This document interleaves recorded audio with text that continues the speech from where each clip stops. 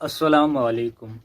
ईद की नमाज का तरीका क्या है, ईद की नमाज कैसे अदा करेंगे और तकबीरों में हाथ कैसे छोड़ेंगे और कैसे बांधेंगे, आज की इस वीडियो में हम आपको बताएंगे।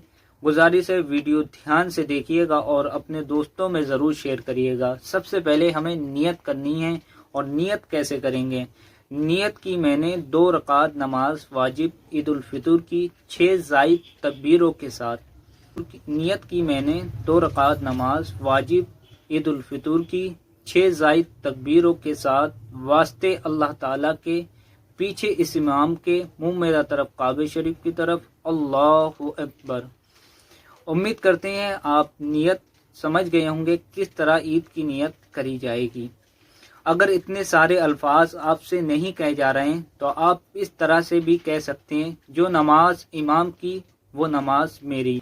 नियत जो है वो दिल के इरादे का नाम है। आप इस तरह से भी नियत कर सकते हैं, मैं मीठी ईद की नमाज की नियत कर रहा हूँ। इस तरह से भी आपकी नमाज हो जाएगी, नियत भी हो जाएगी। सबसे पहले इमाम साहब पहली तकबीर कहेंगे, आपको कान के लो तलक हाथ ले जाना है और नाक के नीचे लाकर हाथ बांध लेना है। बांधने के बाद सना पढ़ेंगे। सना पढ़ने के बाद इसके बाद तुरंत 3 तकबीरें कहेंगे। सबसे पहली तकबीर कहेंगे अल्लाहु अकबर, हाथ नीचे लाकर छोड़ देंगे। दूसरी तकबीर इमाम साहब कहेंगे अल्लाहु अकबर, आपको हाथ नीचे छोड़ देना, बांधना नहीं है।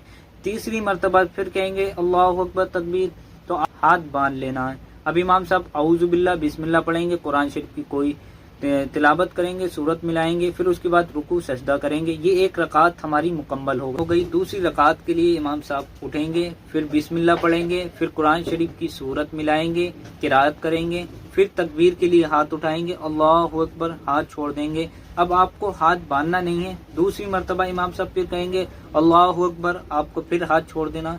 तीसरी मर्तबा फिर कहेंगे अल्लाहु अकबर, फिर आपको हाथ लाकर नीचे छोड़ देना।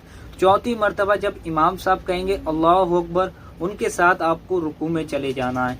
ये था ईद की नमाज का तरीका। 3 तकबीरें पहली रकात में थी और 3 तकबीरें दूसरी रकात में थी, यानी 6 ज़ायद तकबीरें थी हो गई।